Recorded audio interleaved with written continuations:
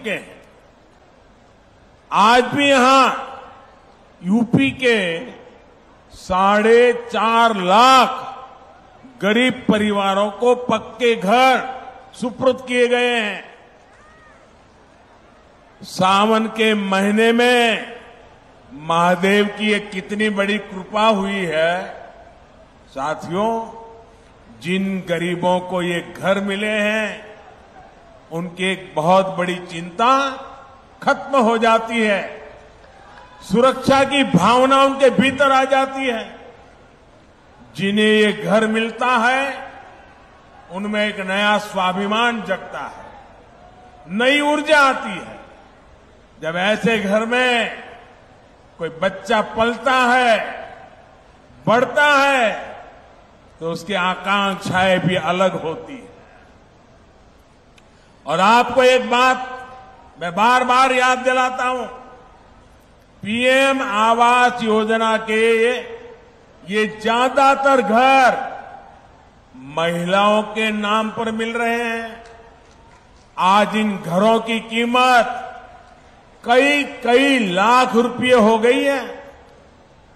करोड़ों बहनें तो ऐसी हैं जिनके नाम पर पहली बार कोई प्रॉपर्टी रजिस्टर हुई है।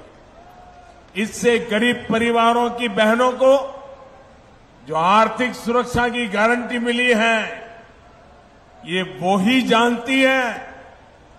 साथियों, आयुष्मान भारत योजना भी सिर्फ 5 लाख रुपए के मुफ्त इलाज तक सीमित नहीं है। इसका प्रभाव कई पीढ़ियों तक पड़ रहता है।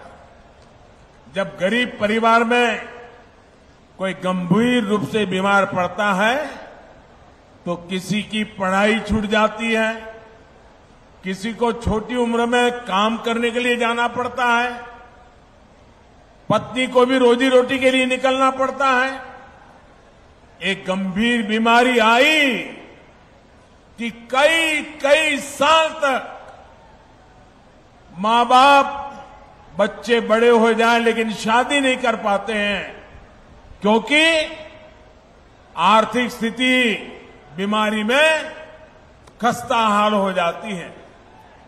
और गरीब के सामने 2 ही विकल्प होते हैं, या तो वो अपनों को अपनी आंखों के सामने जिंदगी के लिए संघर्ष करते देखे, या घर खेत बेच दे, किसी से इलाज के लिए कर्ज ले।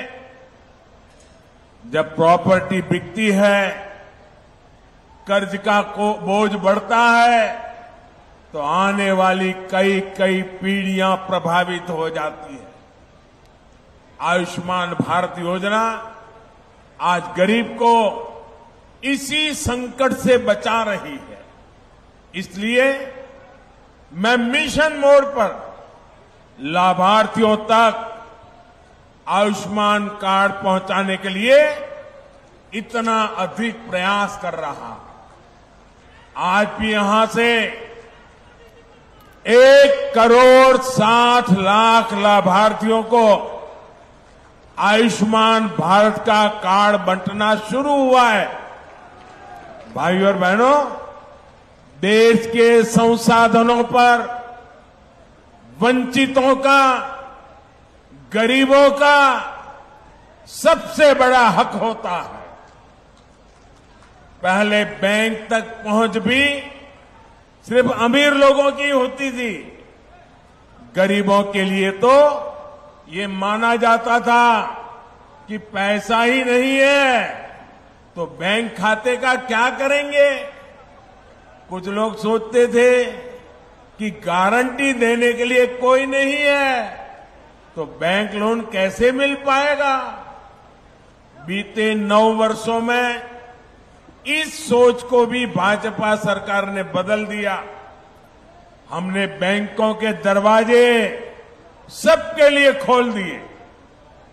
हमने करीब 50 करोड़ जनधन बैंक खाते खोले। मुद्रा योजना के तहत 50,000 से लेकर 10 लाख रुपए तक के ऋण बिना गारंटी दिए। यहां यूपी में भी करोड़ों लाभार्थियों ने मुद्रा योजना का लाभ उठाकर अपना काम शुरू किया। इसमें सबसे अधिक लाभ गरीब, दलित, पिछड़े, आदिवासी, अल्पसंख्यक परिवारों से जुड़े साथियों और महिला उद्यमियों को हुआ। यही तो सामाजिक न्याय है जिसकी गारंटी भाजपा सरकार दे रही है।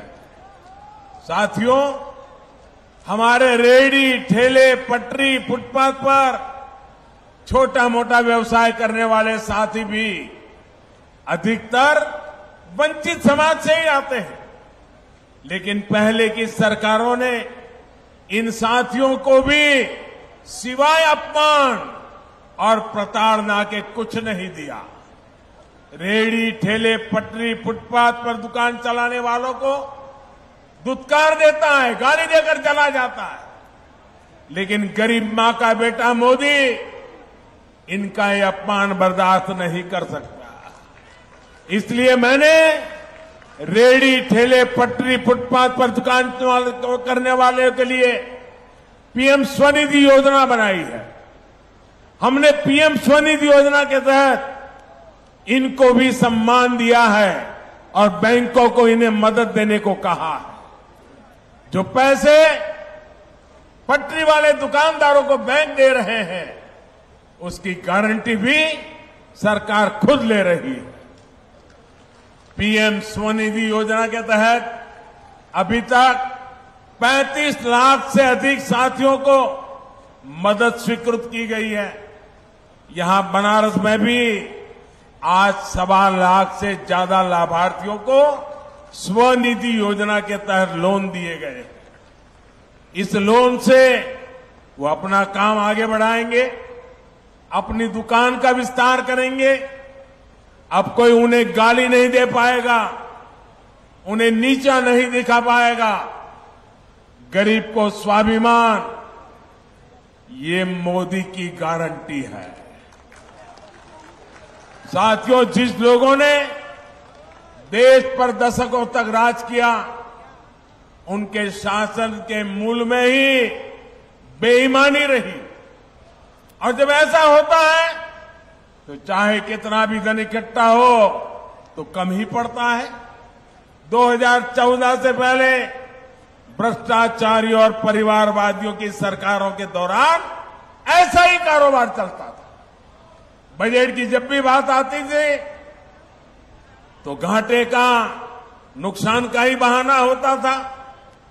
आज गरीब कल्याण हो या फिर इंफ्रास्ट्रक्चर, बजट की कोई कमी नहीं है।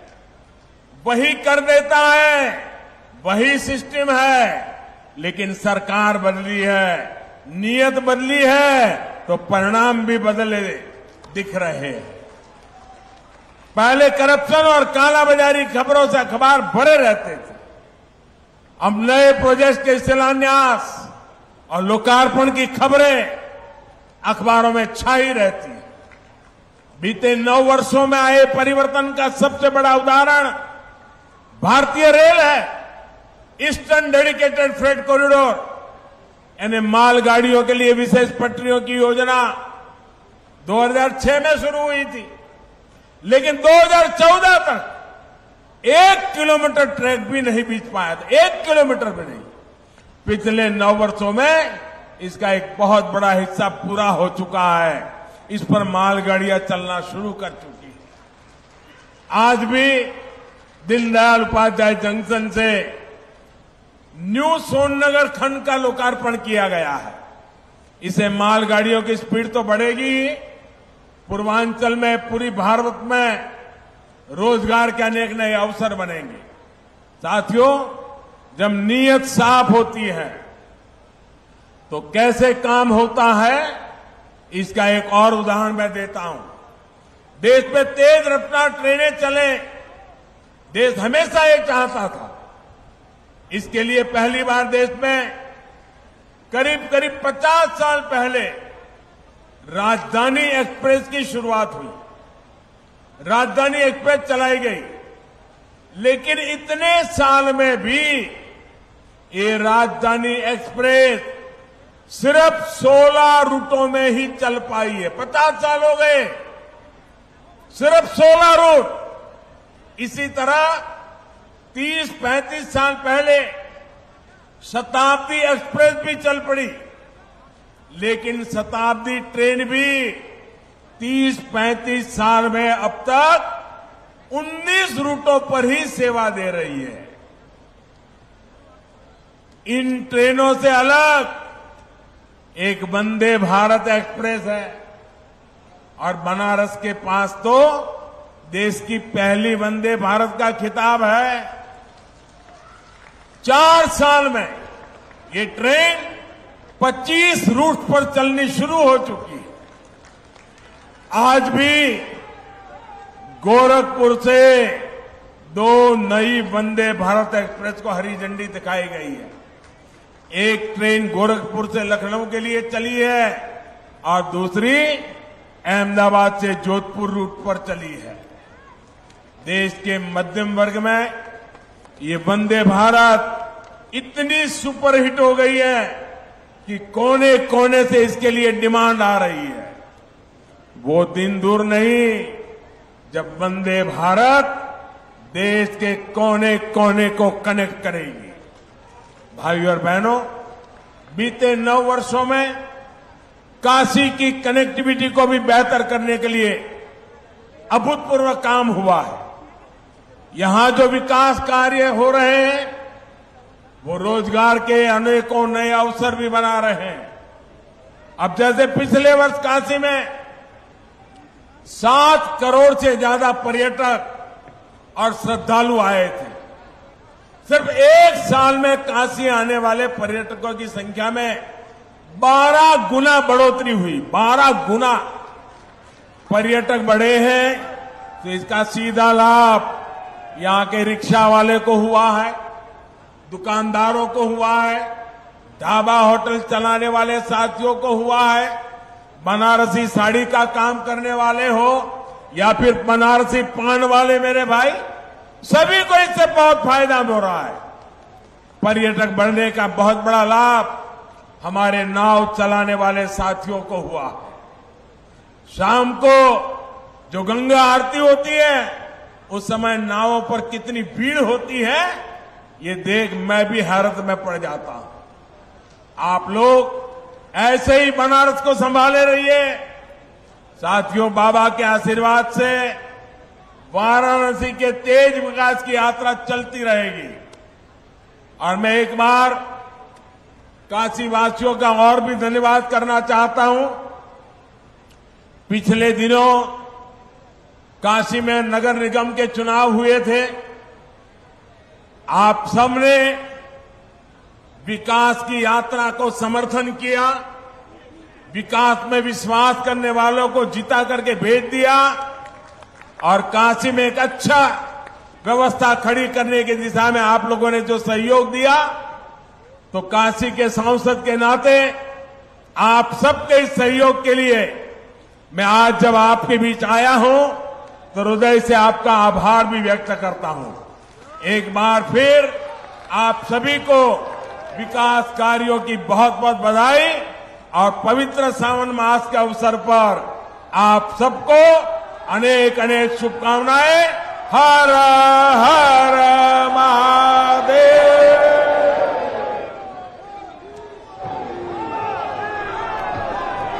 बहुत धन्यवाद माननीय प्रधानमंत्री महोदय, आपके बहुमूल्य सुझावों और आशीर्वचनों से हम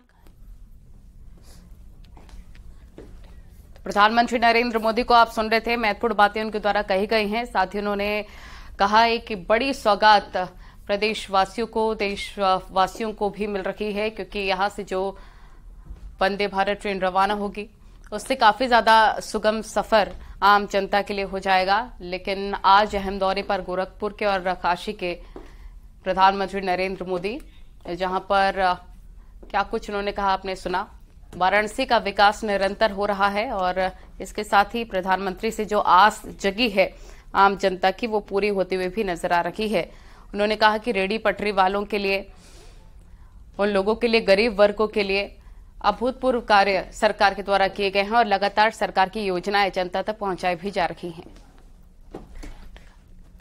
तो तस्वीरें आपको दिखा रहे कार्यक्रम के दौरान कि प्रधानमंत्री का ये दौरा बेहद खास है और सौगातों की बरसात आज प्रधानमंत्री नरेंद्र मोदी ने की। बड़ी संख्या में लोग पहुंचे उनको देखने के लिए, सुनने के लिए, और साथ ही कई बड़ी सौगातें आज इस मंच से प्रधानमंत्री नरेंद्र मोदी ने जनता को दी है। और साथ ही कहा कि सावन का शुभ महीना चल रहा है और ऐसे यहां पर आने का मुझे मौका मिला और साथ ही कई बड़ी सौगातें आज जनता को सीधी मिली है जो कि सीधे जनता को फायदा पहुंचाएंगी। तो वाराणसी का विकास जिसको लेकर मुख्यमंत्री योगी आदित्यनाथ हो या फिर प्रधानमंत्री नरेंद्र मोदी हो, चौतरफा विकास किया जा रहा है और बैक टू बैक कई दौरे इससे पहले भी प्रधानमंत्री नरेंद्र मोदी काशी के कर चुके हैं। और ये तस्वीरें आपको उस दौरान के दिखा रहे हैं जब मंच पर मुख्यमंत्री योगी आदित्यनाथ और प्रधानमंत्री नरेंद्र मोदी थे और जैसे ही मंच पर पीएम मोदी पहुंचे तो मुख्यमंत्री ने उनका स्वागत किया।